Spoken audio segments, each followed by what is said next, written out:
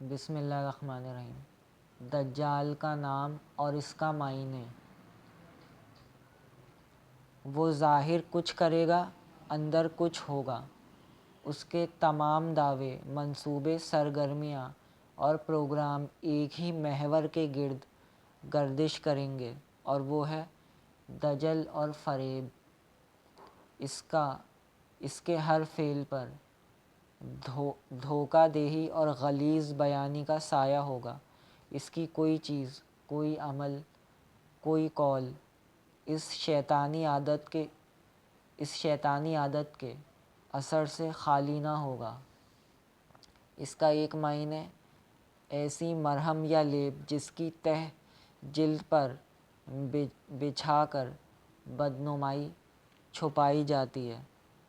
آپ اس تعریف کو سامنے رکھیں اور ان خوشنما الفاظ کو دیکھیں جنہیں مغربی میڈیا، جو دجال کی پہلی عالمی کانفرنس سے لے کر اس کے عالمی وقتی اقتدار تک اس کی نمائندگی کا فرض انجام دے گا، نے وضع کر رکھا ہے، اور ان کے سہارے اپنی خونخواری، سنگ دلی اور قتل و غارت گری کو چھپا رکھا ہے۔ مثلاً انسانی حقوق، اشتراکیت، جمہوریت، معاشی خوشحالی، معاشرتی مساوات، فلاح و بہبود کی خاطر خاندانی منصوبہ بندی، فنون لطیفہ، قانون و دستور، یہ سب الفاظ محض نعرے ہیں، ان کے پیچھے صرف سیراب ہے۔ دجال کو احادیث میں مسیح دجال بھی کہا گیا ہے۔ دجال اکبر کا نام مسیح کیوں رکھا گیا؟ اس کے بارے میں بہت سارے اقوال موجود ہیں، مگر سب سے زیادہ واضح قول یہ ہے کہ دجال کو مسیح کہنے کی وجہ یہ ہے کہ اس کی ایک آنکھ اور آبرو نہیں ہے۔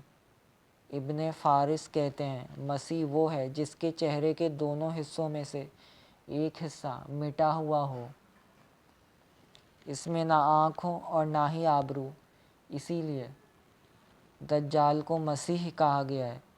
پھر انہوں نے حضرت حذیفہ رضی اللہ عنہ کی سند سے رسول اللہ صلی اللہ علیہ وسلم کی اس حدیث سے استدلال کیا، بلا شبہ دجال مٹی ہوئی آنکھ والا ہے جس پر ایک غلیظ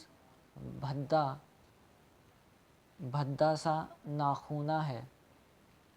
پھلی عربی کے لفظ زفرتن کا ترجمہ ہے۔